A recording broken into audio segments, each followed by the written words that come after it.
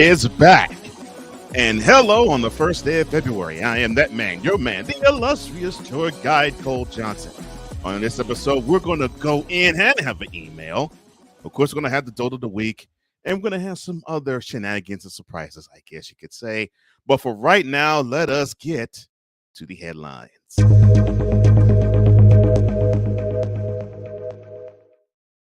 So we will begin with the National Football Conference Championship game. And could you actually call it a game? No, not really. The Eagles basically dismissed and disassembled and pretty much took apart the 49ers 31-7.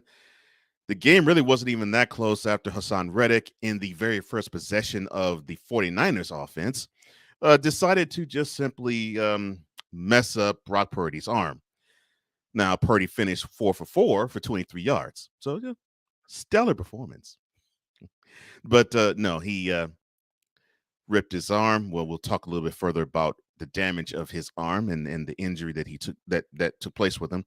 Josh Johnson got in. He got in about a half of action before he, with a concussion, was summarily dismissed.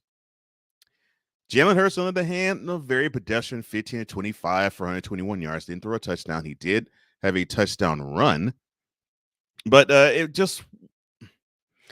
was like a type of performance. Not really all that exciting, but that was okay because the defense took care of things and the running game took care of things. I'll take 148 yards on the ground with 4 touchdowns, and I will take 3 sacks and 3 takeaways as well. So if your offense doesn't turn the ball over and you give 4 touchdowns and the defense gives you 3 sacks and 3 takeaways, I would say that was a pretty good day in the office. So the Eagles coast into the Super Bowl now, where they await the following team. So we'll go from South Philly to Arrowhead in Kansas City, where it was 20-20 with about 15 or so seconds left to go in the game. When Patrick Mahomes was flushed out the pocket, he rolled to his right. He picked up a first down. Then he got summarily shoved to the bench by one Joseph Ossai, which made a field goal that was going to be roughly difficult if they were to try it from there, which would be, 56 yards or so. A more than makeable 41-yarder. And Bucker did that. He kicked it through the uprights. And the Kansas City Chiefs go to the Super Bowl for the 3rd time in the last 4 years with a 23-20 victory over the arrogant, over the hubris dripping Bengals. Now, Burrow, decent performance, 26-41, 270 yards. He threw a touchdown, but he threw 2 picks. One of the bigger ones, though, took place in the 4th quarter. The running game was 71 yards or 17 carries. I really believe they could have run more. Mahomes on the other end, he did throw for over 300 yards, 29-43, 2 touchdowns. He didn't throw an interception, but he did, which if the Chiefs were to just continue to go down, they may have made it a little difficult for the Bengals. Instead, that cough job that Mahomes did with Sam Hunt recovering a fumble made things a little more interesting. So Burrowhead, huh, Bengals?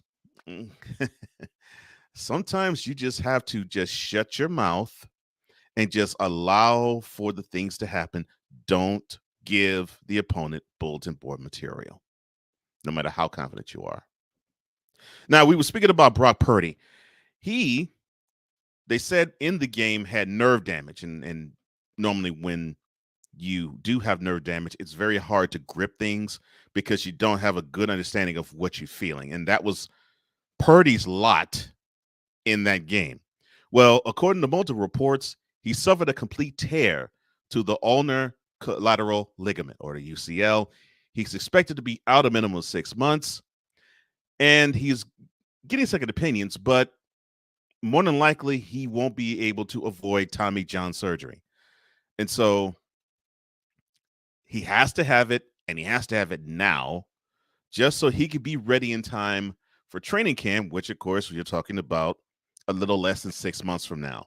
Now, the 23-year-old, of course, suffered the injury midway through the first quarter of the NFC Championship game, and it was a beautiful strip sack from Hassan Reddick, and it was painful to watch how Purdy, when he got back in the game, how he couldn't really throw the ball at all, and all he could do was just hand the ball off. But yes, prayers to the Purdy family, prayers to Brock Purdy. I hope things go well for you, because I really believe the 49ers have the franchise quarterback of the future they've been looking for. I think they could turn the page with him. Now, if he can stay on the field, that would be another issue, but we shall see. Travis Kelce. Oh, my goodness. Yeah, Travis Kelce. He had something to address to the Cincinnati mayor. And good Lord. And how he addressed it, it was extremely reminiscent. It was, I think he said, let me see if I can find this. There we go. Quote, "Know your role and shut your mouth, you jabroni." We interrupt this broadcast to bring you a special report from Cole Sports.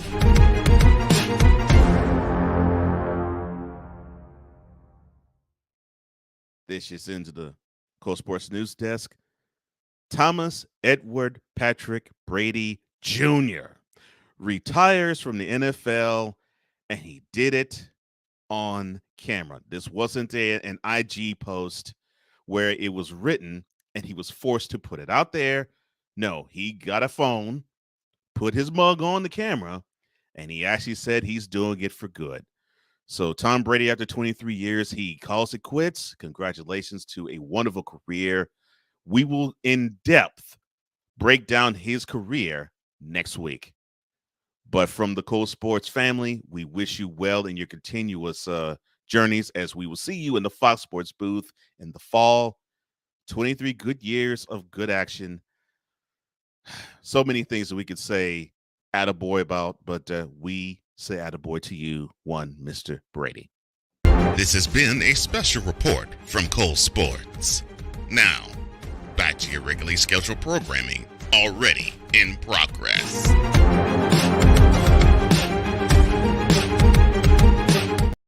With 37,062 points. Now, he was just a little over than 1,300 points shy of Kareem Abdul-Jabbar's all-time scoring record. But because he's averaging close to 30 points a game, he is inching ever so closer to Kareem's 38,387 point mark. Now, as of last night's game, with the 125-121 victory in overtime against the Knicks in the Madison Square Garden, now all Mr. James needs is 89 points. If he scores 89 points, he will surpass Kareem Abdul-Jabbar, and we will now have to say the all-time leading scorer in NBA history is LeBron James. And I predicted this on Snowman in the Morning with Cole Johnson back in September. I said we will pretty much know when it'll happen because it will be in the break between the championship weekend and the Super Bowl of the NFL, because then we will have no choice but to have all eyes on him. How wonderful. And in a special edition of Go In, we will talk further about Mr. LeBron James, a.k.a. Yo King. And that concludes headlines.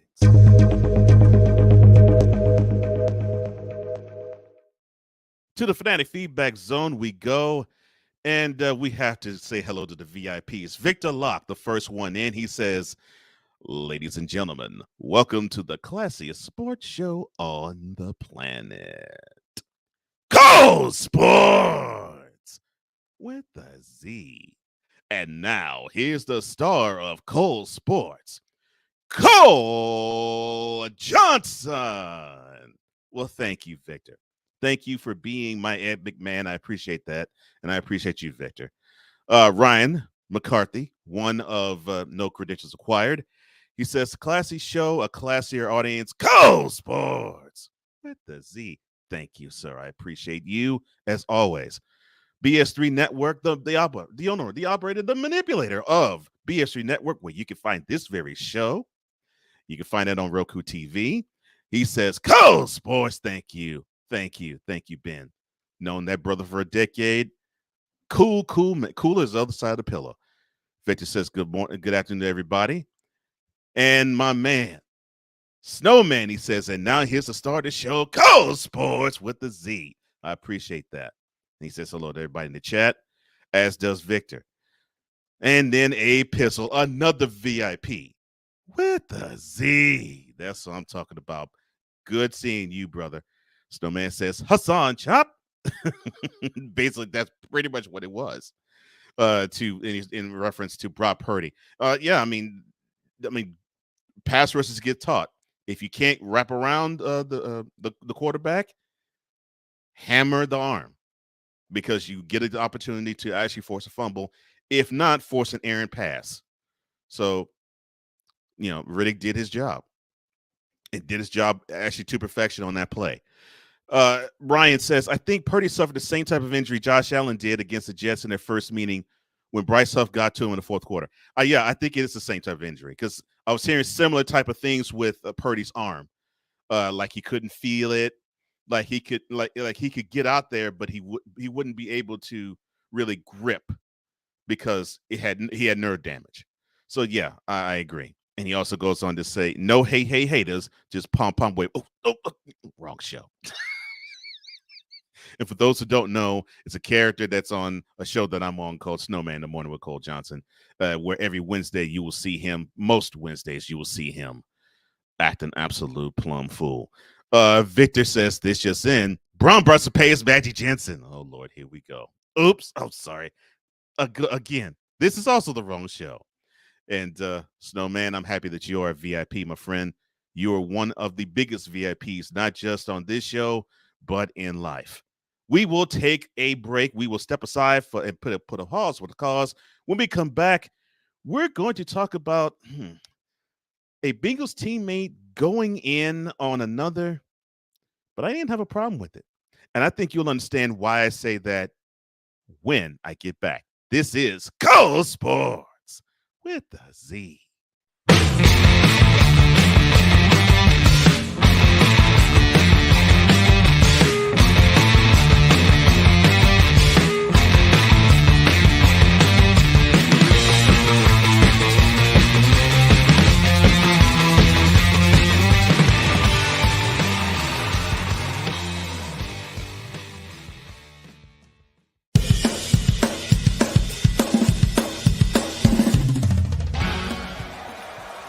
Steph Curry, Tim Anderson, Jordan Alvarez. And it's caught! Deebo Samuel with the catch. Michael Jordan can sense. The throw just got the king.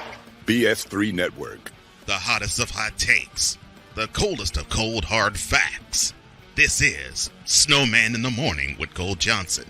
Weekdays at 8 a.m. Eastern. Check your local listings for your viewing and listening pleasure.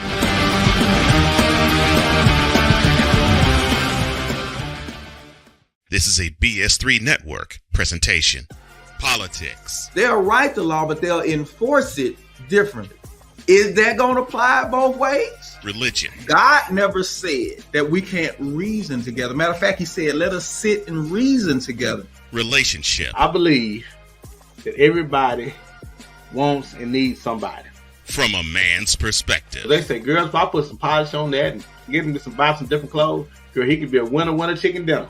Join the thought engineer. There's nothing wrong with me developing my piece and you developing your piece, but understand the goal is to come together. And comedian John Yogi. Negro, I don't need you putting on no chapstick up there in the pulpit. You do that over there in your chair.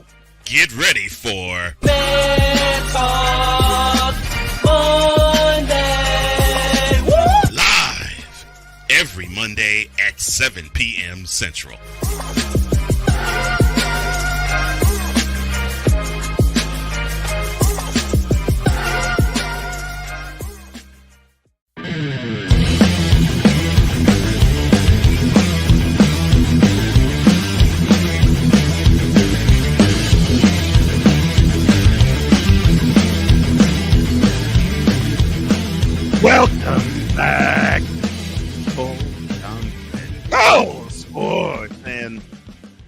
teammate or bad teammate?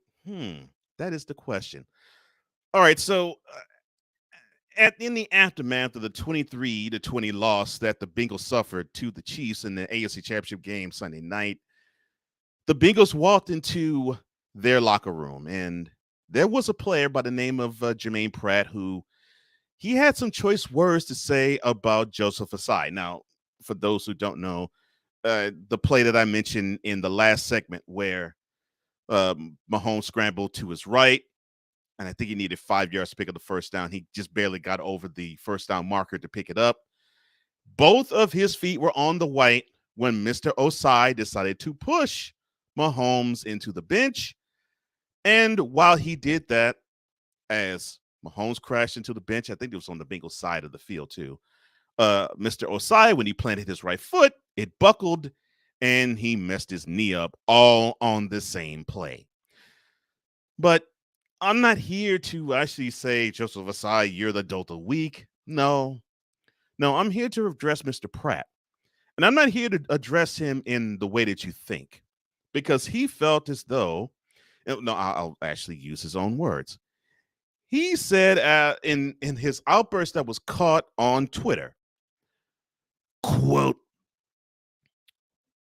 "I wasn't a great teammate," close quote.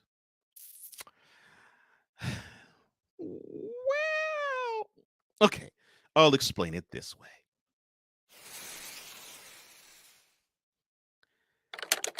Email Germaine Pratt.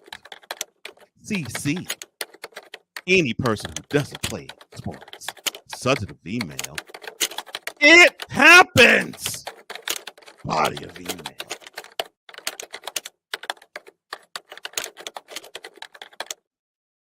Okay, Germaine. I get that you were probably embarrassed that your outburst was caught on camera and it became viral. And I get that you felt that you weren't a great teammate. And I get why you said it, because look, I played on the sideline. I get it. I have dealt with L's, and I've dealt with silly L's like that, where a play that if it wasn't made, it would spell the difference between a win and a loss. Been there, done that. Heck, I got so many t-shirts, it's not even funny. So I understand why you actually said that you felt like you were a bad teammate in that moment. But you weren't. No, you weren't being a bad teammate in that moment. And you even said it in your apology. You said it in your apology. You said it in your apology, which was, quote, "I have real feelings sometimes. They are raw. If you love something as much as I do sometimes, things will be said in the heat of the moment. But I know what type of teammate I am and what type of man I am. Trust me, no love lost. I'm hurt. Remember, some people will hate you, rate you, and shake you and try to break you, but I will stand tall like always." Close quote. Listen to what you said, Germaine. This was said in the heat of the moment. I don't think any of us, I know the VIPs, I know the VIPs wouldn't. I know for sure I wouldn't. And I will be willing to bet many who are watching the BS3 network on Roku TV, I would be willing to bet they'd say, you know what, if I were in the same situation with you, I'd want to curse Joseph up one side and curse him down the other. There's no reason to apologize for that, Germaine. You said it. It was the heat of the moment. I'm not going to judge you foul or harshly because of it. I'd be upset too if you were this close to possibly going to the Super Bowl, but a foul play literally cost you the game. I'd be upset too. I was upset for you, and I am not a Bengals fan. I was upset for you, homie. That was just a foul play to make. That was a wrong decision that he took in that moment. No, man, don't apologize for those raw feelings being caught on camera. In fact, I think many people are. Look, I know this. Look, Germaine, between you and me, there's about 330 million people in America. I bet you most of the 330 million people would be shocked at the stuff that comes out of football players' mouths, especially in a tough close fought, hard fought battle, especially one that would have you go to the game you have dreamt of wanting to be on. And you had a chance to be on it last year, but you had a chance to be on it. But for this year, you had a chance to win it. So for you to be that raw in emotion and to be that afraid, there's no need for you to apologize for that. Bump the apology. No, you good. You're good. And you know what? If Mr. Ossai doesn't say, you good, homie, I understand, he's out of pocket. Because that's the only thing he could say. Because he cost the other 52 players on the field, the myriad of coaching staff, and the organization a second consecutive trip to the Super Bowl. Now, you probably say to yourself, well, Cole, wait a minute, pump your brakes. The game was tied at 20. So, yeah, if Mahomes got the first down, it would have been at, the Bengals 42, Bengals 43. Okay, so they probably, and it was 8 seconds left, so they'll probably run one more play. They might get inside the 40, and then the Bengals will have to try to block a field goal of maybe 54, 5, or 6 yards. Okay. Now, remember, in that game, with those who didn't watch it, there was a stiff wind, and it was reported before kickoff that pretty much the longest range field goal that probably could be made was 50 yards. So more than likely, if I know the Chiefs would have lined up to try to kick a field goal, it would have been either too short or the wind would have taken it wide. And we probably would have gone into overtime. I would have taken my chances with that. And yes, you would have a gripe to a degree with your head coach, Zach Taylor, because when you all had the ball with less than a minute to go in the game, you all didn't manage the clock all that well, and you didn't manage the possession that well either. After you had the first down being picked up, so you picked up the first down, you needed to pick up at least, I'd say, maybe 3 more. And if you were to have gone down and done that, taking your shots down the field, then we're probably talking about your kicker lining up to kick a field goal to win and have you go to the Super Bowl. But Taylor was errant in managing that. He got your QB sacked. Look, Chris Jones beasted out in that game. I've said to many people, Jones is one of the best defensive linemen in the game. He's one of the best defenders in the league. He proved it Sunday night. So you allowed him to cook all night long. I heard his name so many times. I thought that I was going to be suffering from Stockholm syndrome. I wouldn't be surprised if you directed your ire in his direction a little bit. I am not surprised you direct most of your ire toward Joseph Ossai, because I would too. You don't do those OTAs. You don't do these voluntary workouts. You don't do the workouts that aren't sponsored by the NFL or the Cincinnati Bengals. You don't go to training camp. You don't do the preseason. You don't go through the rigors of the regular season, and you don't qualify for the playoffs. And in this case, and this year, you all won the division for the second consecutive year. You don't win 2 playoff games to get to this spot here, where you've already have gone through the experience of winning it. So you've been to the big game. And you knew this was the step to do it, and you did it against this team on that same stage, and you all failed. Now, I will say this a little bit, Jermaine. The people to whom I think your whole team should apologize to would pretty much be the Chiefs, because there was many of your teammates who felt the urge to just sell a lot of wolf tickets, talked a lot of trash. I mean, they just bumped their gums. And they all thought they were like The Rock. just was talking trash, just waking up and talking trash. You know, you're just like, what the Chiefs buttons now? all over Arrowhead Field. I'm sorry, all over Burrow Field. Them chokers ain't nothing. Joe Burrow is Patrick Mahomes' daddy. Now that is when you should have said, okay, you all are putting forth bullets and more material for a team that has already been to the big show twice in the last 4 years. And if you don't stop, it will make it 3 in the last 4 because you're giving them fuel. Now, if you didn't have those words pass out your mouth, then yes, you would be a bad teammate. That is what would make you a bad teammate. But no, you aren't a bad teammate here with Joseph Ossai. No, you're not a bad teammate at all. Why are you not a bad teammate? It's real simple. In that very moment, what you did was simple, plain, and to the point. You just simply was tired. You were sick and tired of having something that was supposed to go well, not. And your goal then was to stop the Chiefs from scoring any points. At worst, force them to a long field goal and then get the team in overtime. And the personal foul 15-yard penalty that Joseph Ossai did when he shoved Patrick Mahomes in the back once he was out of bounds precluded you from doing that. So you're human.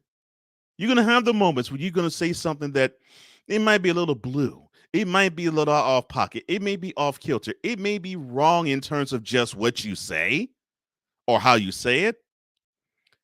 But my man, you don't have to apologize for a thing. Not one single solitary thing. You were correct. Because when I heard on the radio, because I was driving to the airport to pick up my wife, when I heard on the radio what happened, I had a visceral reaction of, what in the world was that? So if as a person who watches felt that way, I can only imagine what a Bengal would feel like. So no need to apologize, bro. No, none whatsoever. No reason to apologize. You're good. You're good. You're good in my book. I don't have any issue with you. Sorry. Don't know what else to tell you.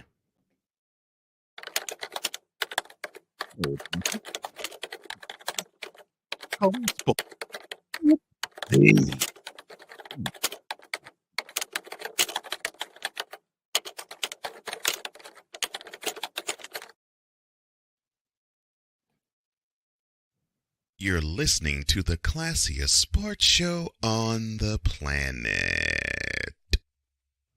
Call Sports! Yeah.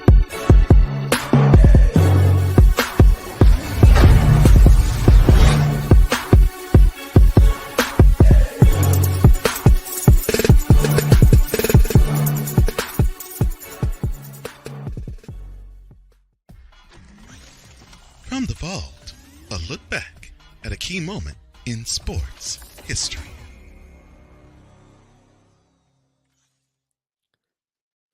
February 1st, 2022. After leading a feverish comeback against the eventual world champion Los Angeles Rams in the NFC divisional round playoff game that had them fall just short 30-27 roughly 1 week earlier, Thomas Edward Patrick Brady Jr. officially announced his retirement via Instagram. Now, ESPN's Adam Schefter broke the news before Brady was ready to release all the details. Now, it had been a test of will he or won't he that took place for the 2 years previous to that date. Many news and sports media mourned the date of his leaving the sport of football. However, Brady didn't step in front of a mic and said it, or in front of a camera. He went radio silent after the Tampa Bay Buccaneers were eliminated.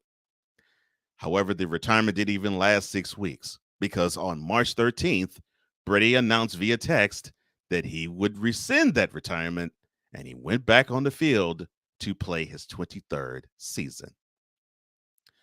Tom Brady successfully retired on this date in 2023, but unsuccessfully attempted retirement starting on this date in 2022.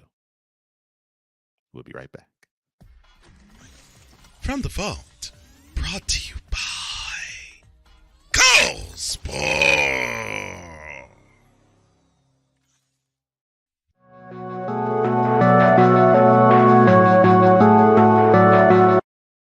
I want to do a TED Talk, but I don't have anything to talk about yet. I'm getting there. Life is for the living. We're not here that long. You can learn anything you want to learn without any money spent. What do I really enjoy? What do I really want out of life? I am your host, W-I-Z-E. Are you in a life holding pattern? Well, this is for you. Welcome to the Stuck in My Mind podcast.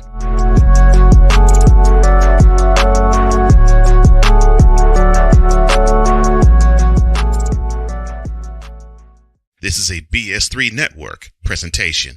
I want to show that attainability. I want to show the accessibility of this kind of lifestyle. From social media to having conversations with friends and family, you always have to put on face and say face. What brings a smile to my face is the one person that totally believes in me, and that's my beautiful wife, Jody. I just had to stop because I didn't value myself. I didn't love myself. And it's like, I have to learn to love myself. Changing the world one conversation at a time. This is Revelations.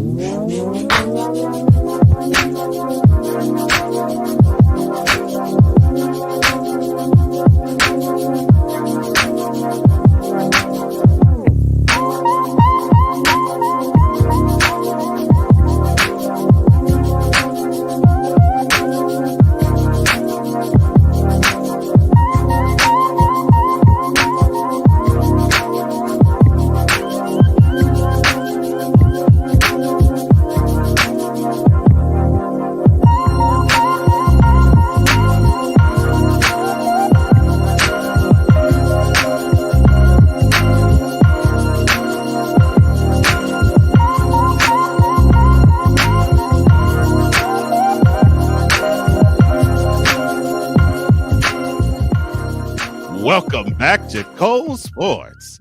Cole Johnson on the mic and on the camera, waiting to just simply do what I always do and just give you the hot takes in a classy way. Now, back to the VIP chat. Mr. Locke, on behalf of, I guess, myself too, and Germaine Pratt, he says, look, ain't no need to apologize for that at all. No, none. Thank you, Ryan, for the laughing of reading the unsuccessful retirement of Tom Brady. My man Snowman says, ain't no need to apologize at all. No, none whatsoever. No.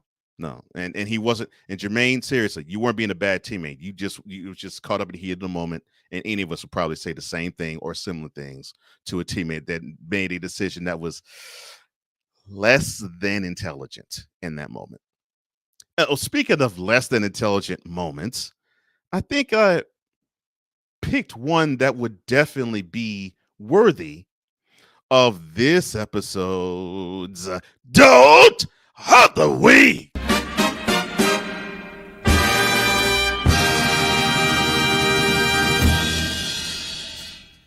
DOLT of the Week is sponsored by nobody. The winners of this episode's DOLT of the Week are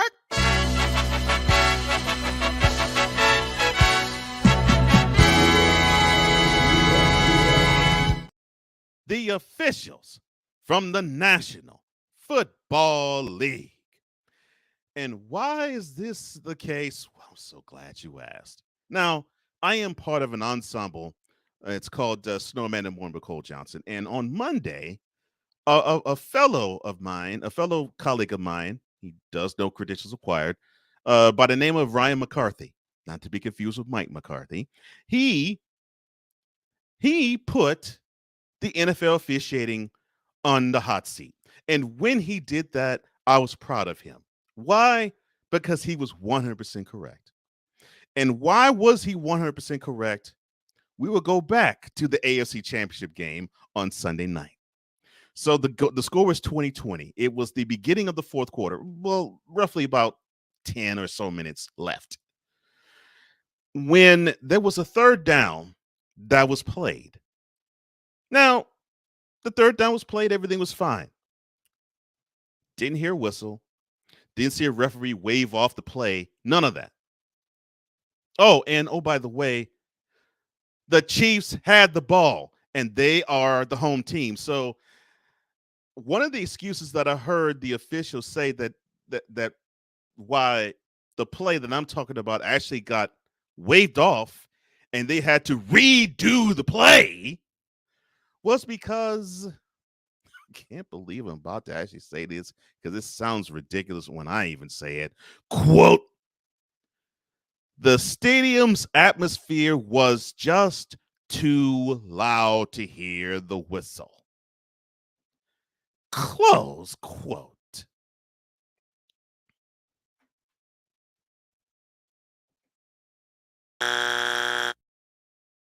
Really? Really? The home team had the ball, but the stadium's atmosphere was too loud? Come on! Get out of here, man. The stadium's atmosphere was too loud. Okay, fine.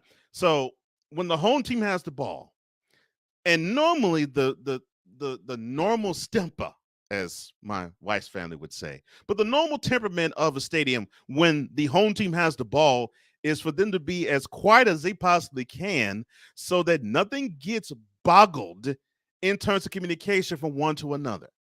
Now, when the home team's defense is on the field, of course, they're going to be loud and raucous. Now, this would work if the Bengals had the ball, goofs.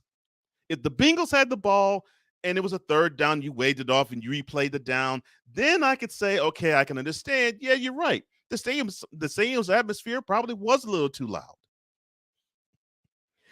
But you used that excuse for the home team having the ball. This whole thing stinks to high heaven. You used this excuse when the home team had the ball. You've got to be joking me. No, iconic / inspiration. I am not joking, you ladies. I cannot believe that this was the excuse that the NFL referees labor union passed out. It was too loud. Oh, gosh. Oh, Lord. Okay. So to describe it all, referee Ron Torbert, he ruled that the play should have been nullified because of a timekeeping mistake on the preceding play on second down, which was an incomplete pass. I'll get to that in a second. The Chiefs were awarded another third down, basically just confusing everybody. So the call apparently came from New York's offices, right? So this wasn't just the referees on the field. It was the referees in the suits that was botching that up. So an official was coming onto the field from the sideline during the initial third down play because of some clock issue. Now, not only were we as fans confused, but CBS broadcasters Jim Nantz and Tony Romo were too. And they took issue, just like they should have, with an extra third down. And they were stunned when it wasn't an exchange from the Chiefs offense to the Chiefs special teams to punt the ball. I was too because Inspector Todd, why was it? This whole thing stinks to high heaven. And let's get back to I seriously can't believe this crap. Let's get back to the preceding play on second down, which was an incomplete pass. Okay. Now, help me out, VIP. Help me out, BS3 Network family. Help me out, Roku family. Help me out who listen to and download this as well. You all are pretty well versed in football, right? So no matter if it's the first quarter, second, third, or fourth quarter, and no matter the level of league, it could be in Pee Wee, it could be in junior high school, it could be in high school, it could be in college, it could be in the pros. If an incomplete pass was thrown, does the clock move? No! Now, I don't think you heard my question, so let me ask this again. In any level of football, when an incomplete pass is thrown, does the game clock move? No! Now, you can say to me, well, you're probably talking about the 40-second clock. They reset that almost every play anyway, so it doesn't matter. All of this is just absolute buffoonery. And what makes this even worse is that these referees are the best of the best for the entire year. Not just the ones that are on the field, the ones that are in the New York offices looking at the game, passing it through to wherever the games were. In this case, Sunday, it would be Philly or in KC. They also are the best of the best. So they go through a rigorous grading scale where if you have the least amount of infractions, you could be on a crew, whether it's on the field or in the building or in the office. To say that the suit screwed this up too makes me laugh.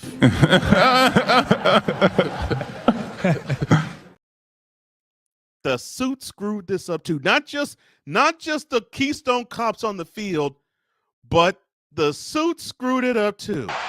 What? I said the suit screwed it up too. What? I said the suit screwed it up too. Oh, and this was also the icing on the cake, because the previous game, the NFC Championship, the 49ers lost all control, and the referees couldn't get a hold of the fact that you had a skirmish breakout pretty much once every third play in the fourth quarter, until it happened to be that Trent Williams was getting sick of an eagle pulling somebody's face mask, and he literally did a wrestling move and body slammed a guy on the field. It took that for you all to gather up the cojones, to actually do something about it and restore any semblance of normalcy. So, I mean, that was bad enough, but that wasn't egregious. This 2 third downs, that was. And then what made it even worse, we thought, okay, well, then it won't matter. The Bengals ended up with a sack, but Wolf ticket seller Eli Apple held, which, of course, in football, if you don't know, if you hold at any point, it normally means it's an automatic first down for a corner when they do. So I could understand if Bengals fan would say, okay, well, yeah, the NFL's rigged. This is an example. We held that team on the first third down. Then we held the team on the second third down, but then the rest decided to throw the yellow hanky and call holding. But it was legit holding. So the penalty was legit. That second third down was not. Because it didn't disrupt any flow of the game whatsoever. And when you have that as an issue, I mean, you don't have that as an issue, you should let it go. But if you do want to just stick your nose in business that doesn't belong, you're going to screw up the game.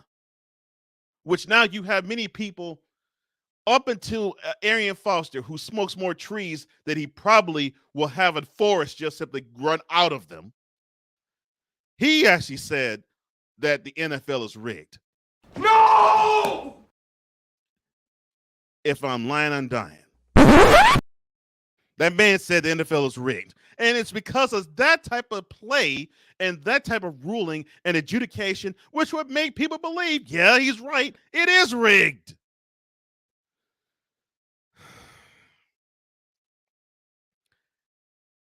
What Joseph Ossai did at the end of the game, that was dote-worthy enough. But even that can't top the fact that you all who rule over the game and officiate it, you're supposed to be the mediators of it. You're supposed to do fair play. You gave the home team an extra down. And then, oh, by the way, you decide not to look the other way when the Bengals do a legit penalty.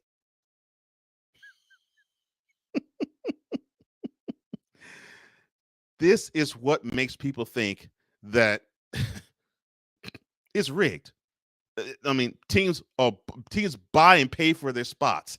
I'm not saying that is what it is. I'm saying I can see why people would think that. Because, oh, you have this example, 10 minutes to go in the game, it's 20 apiece. The home team has the ball. The visiting team stopped the home team and forced a punt. But, oh, wait a minute. The referee stopped the action and said, nope, let's do this again. Goodness gracious. I want to see if you all find this to be funny. Please find something that isn't funny about this, because I find this hilarious. Ryan says, now I've heard every excuse in the book, and I still got fined by Goody Good. That was by one Mr. Ryan McCarthy. Andrew, a VIP after my own heart, man. It's good to see you. Cole Sports. Oh, man. Toron, what's up, man? Good to see you, man. I'm glad you're here. Six says, what's good, everybody? It's good to see you all the way from Norway. It's good to see you, my man. Victor has this question to ask me. He says, what's your thoughts on the Ivan Provorov situation? I have to dig a little further into it, and I will definitely give my thoughts next week for sure. But yeah, I just I just can't believe that the referees came this close to screwing the game up. And thankfully it didn't, because the Bengals and the Chiefs are just two good teams that know how to actually play the game and have that basically say, even with the gaffe of the refs, we'll still let the 22 on the field decide the game. So thankfully those two teams were professional enough to look past that mistake and not have it screw up what is a good game when it's done correctly. Snowman says, I got fined too for being truthful. Yeah, that's just how it goes, man. That's just how it goes. Oh yeah, and before I do go, check out my man, the Brian Snow Show. When this concludes, check him out, because he's going to be on fire, as he always does. Every day, I think it is 3:30 Eastern. I think. But every day, definitely every afternoon, you get to see this guy either interview someone or just do hot takes like I'm doing here. And it is unfiltered, uncensored, and it is worth your while. Oh, gosh. He says, Snowman. Ryan says, Snowman, you got the letter saying, give me your money. But yes, to say this again, NFL, you should be ashamed of yourself. The officials, you should be ashamed of yourselves. You messed up a good thing, and you shouldn't.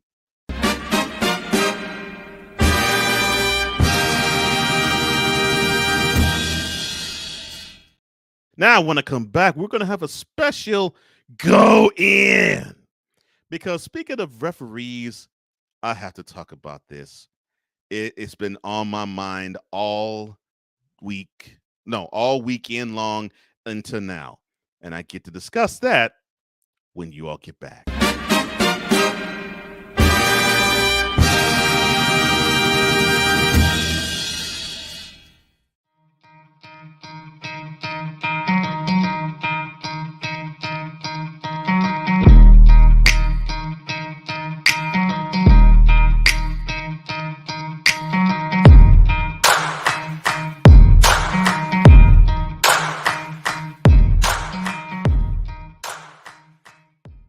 discouragement, sorrow, distance. Your arguments cause damage to your family. The hurt leads to divorce. You feel like there is nowhere else to turn. But there is hope for you. That's where we come into play.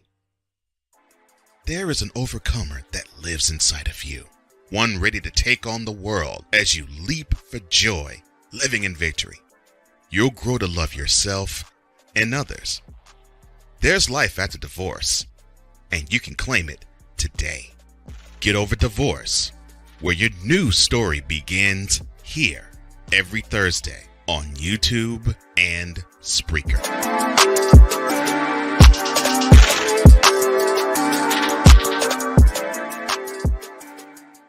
That's why we here on this platform. Marriage, a loving splendor, a daily grind. Such is the case when Damien and Jamie get together and chop it up, for marriage is real. Let's just lay it all out here. Let's just be real with it. Join this wonderful couple who keeps it real and always in love. BS3 Network proudly presents Marriage is Real, where love is the only thing that matters. Live every Tuesday at 8:30 Central.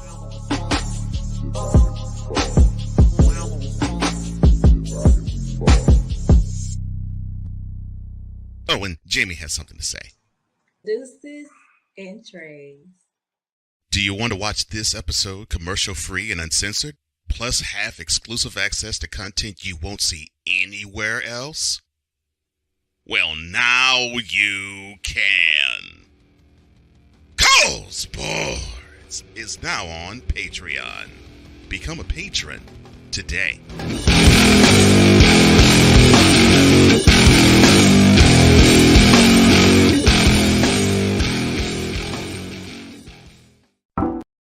Welcome back to the classiest sports show on the planet. Cole Sports with the Z.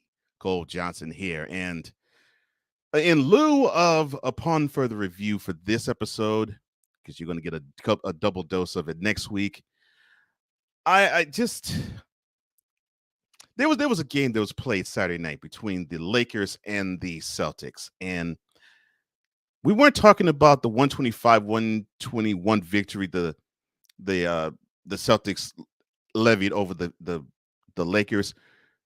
We were talking about a foul that should have been called, but it wasn't. And then it spiraled into an apology.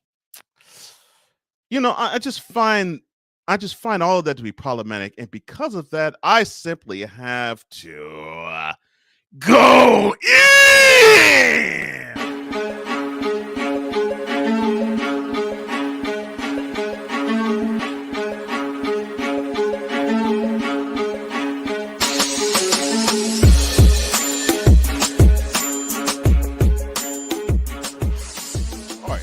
So let me set the stage for you.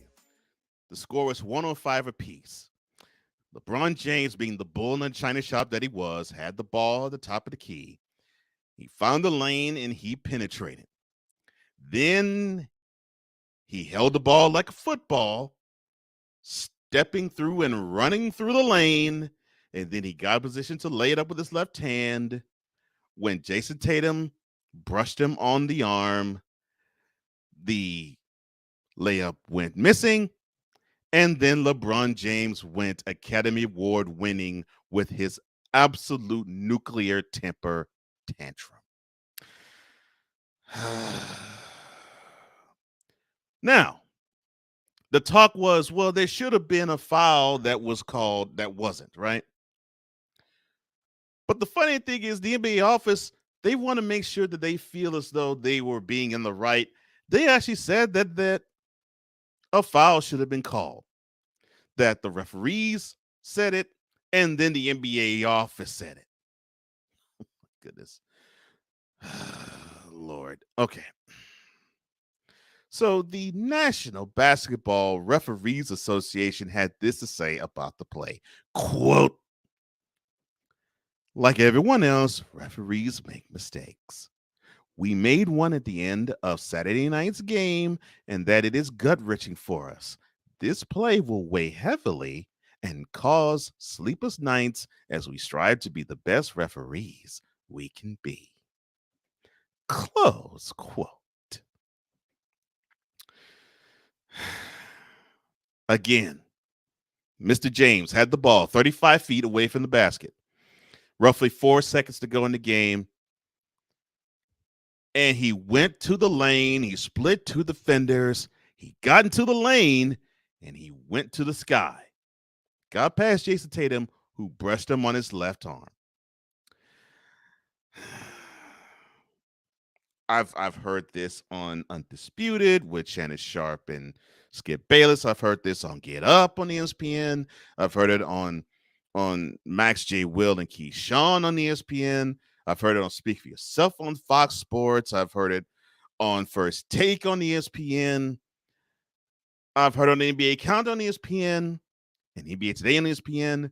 But there has been one thing that has not been said on any of those networks that's been focused on that play. And it is this simple. In the words of my colleague, give me this camera. LeBron James traveled.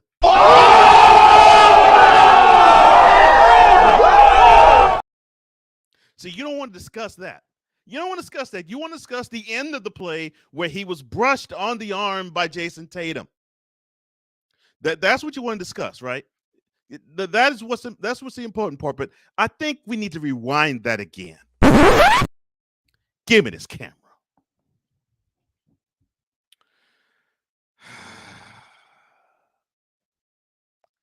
LeBron James traveled.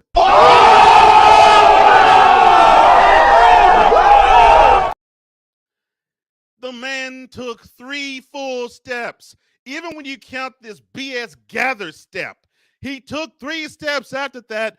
And for what I can understand, ever since I was taught the game, even when I had to teach the game as a coach, more than 2 steps is a travel. So should that play counted at all?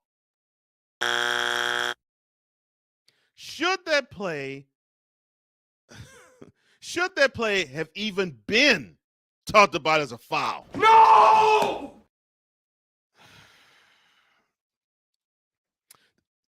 You all, I do not want to go there. But you all groove the road so hard. You pave the road so smooth for LeBron James to ruin it. And I say this with all honesty. This isn't I don't think he's the greatest of all time, which I don't. This isn't I hate everything he's about, which I don't. This isn't I really can't stand the guy, which I like him. No, it's none of that. It's what my 4 eyes saw. My 4 eyes saw he traveled before the foul was occurred. Before he got the foul, he committed a law violation. So tell me, why are we talking about a foul that should not have been registered a foul? Because not only did you miss a foul, but beforehand you missed a violation. That was clear. It was clear. It was clear cut. It was cut and dried. It was simple. The man acted as though he was missing a flight in the airport and he was running to catch the plane. He traveled. But we're just going to bypass all of that, right? It's all about Yo Kang being wronged. No. The man traveled, which means the play should have been nullified right then and there. And the Celtics should have got the ball and inbounded the ball under the basket. So in my estimation, my opinion, it happened the way it should have happened because the referees missed a violation, which means the foul shouldn't even been a subject matter. So we got that, and then we got an Academy Award acting performance from LeBron James acting as though his dog Yeller got shot. Look, memo to you, Bron. You have been hit much harder because you really weren't hit that hard. You've been hit much harder in games with bigger stakes on the line. And fouls weren't called, and you did not make a big stink out of it. But you make a big stink out of this one. Why? And you commit a violation because you can now. You can look, I've seen you, not just any other player, you take 7 steps and the referee doesn't whistle it. I've seen you dribble the ball in the backcourt, take the ball, walk it past midcourt, take 3 steps at the midcourt, then dribble it with the referees watching you do it. And a violation was not called. So when you can get away with that, how do you think you can feel wronged for not having a foul be called when you committed a violation? Why nobody talks about this is beyond me. I don't understand it. I don't understand it. You committed a violation. What? You walked. What? You traveled. What? You went on a hunting expedition. What? You wanted to prove that you could step. What? All the vernacular you can use in saying that you committed a violation before you got fouled. But you have the NBA offices and the NBA referees office wanting to say, oh, I'm so sorry, Brian, we messed up. You're right. You were on national TV and we embarrassed you. Oh, no. Can we please make it up to you? Can we apologize to you for messing the play of the foul? We were wrong in that. You for real? Are you serious? Serious? Are you absolutely serious? I don't understand it. And because of that, LeBron, the NBA Referees Association, the NBA offices, and everybody, including mainstream media, all of you taken.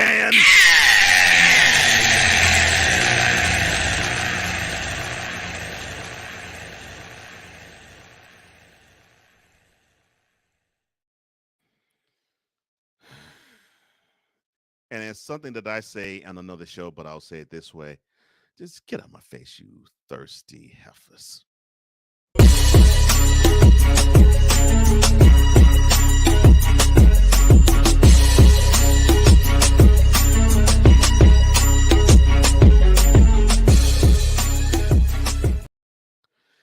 Man, it felt good to get out of my chest. One more time to the VIP chat before I do say goodbye and adieu. And Snowman confirmed the time, 3:30 p.m. Eastern, 2:30 Central. Go on Snowman Multimedia, at Snowman Multimedia on YouTube.com. You can see the Brian Snow Show there. I will be going there and tuning in. Sig Diggy says, so basically you're either toe the line or be made an example for speaking the truth. How unsurprising. Cole 6 says again, since when was the NFL ever known to experience shame? The league and the referees are shameless. Yeah, you're right. You're right. They won't admit when they're wrong. I'll give the NBA credit. They sort of admitted when they were wrong here, but I think they went overboard, and I think they were wrong and to admit they were wrong because they didn't admit the first wrong. He also says, I wonder if this lovely couple has done karaoke of Peaches and Herb or Ashford and Simpson. Solid or reunited. Yeah. Who knows? Oh, this deep dive is brought to you by Campbell Clutch Wrestling Academy. Either we make you champions or we make you humble. Thank you, Sheiky Baby. And Victor Locke, not to be outdone, says, Cole Sports is brought to you by Snoop Dogg Dog Food. It's so good, your dog will be sea-walking to the food bowl. Snoop Dogg Dog Food for shizzle. Lord have mercy. 6 says, where was Darvin Ham to check on LeBron's childish temper tantrum? What? Too many ham and cheese sandwiches had him saddled to his seat?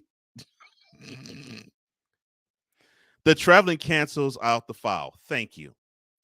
Thank you, Sick. Because that was where I was. I'm like, the dude traveled. So the foul doesn't matter. The foul doesn't matter. He committed the violation before the foul should have been registered. So it didn't matter. But I agree here too, Sick. He says it's called selective outrage, which I agree with you, man. And Victor says, and traveling actually blows the play dead. Yes, 100. Thank you. There's people who actually understand where I'm coming from. Yes, 100. 6 says, the NBA referees don't owe LeBron James an apology. They should have slapped him with a technical. I'm surprised they didn't. Well, then again, it's a nationally televised game. It's LeBron James, who I've said is the most influential player in the face of the league. They couldn't do that because they will risk being fined. Oops, I didn't mean to tell you that secret out loud. Victor says, cue the song Cry Baby, Cry Baby for Braun. Yeah, 100, man. 100. 6 says, what is wrong with these referees? How lenient are they? Yeah, I know. Victor, oh Lord. Braun was stepping in the name of love. Stepping in the name of love. Crying in the name of love. Crying in the name of love.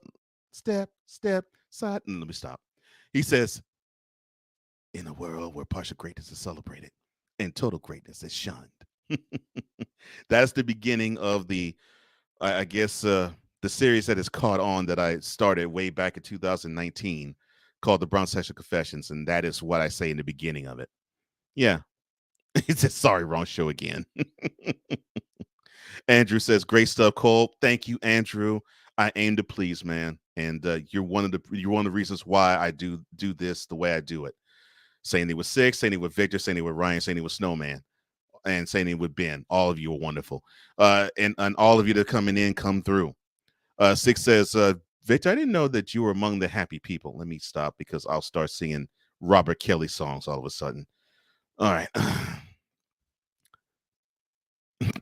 Oh, and Victor says to end this, he says the NBA is renamed the MBBA. That's the National Braun Association. I can't find any fault with that, and I can't find any wrong with that at all because I really believe that to my core. Look, if you feel led to donate to this show, all you have to do is go to cash.app/$host Cole Johnson.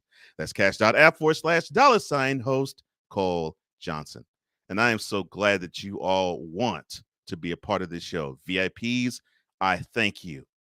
All of you who download this show, who watch this show, who watch the live stream, who watch the replay. Thank you so much. And if you're watching on Facebook, on LinkedIn, on Twitter, on Twitch, I thank you all for watching this program that's going to take off the way it should. It's been in existence for 7 years. It is time for it to spread its wings and fly to a TV or an iPad or an iPod or a YouTube channel near you. And that's all the time I have. Thank you so much for being a wonderful and participant audience. I am Cole Johnson, and this has been yet another installment of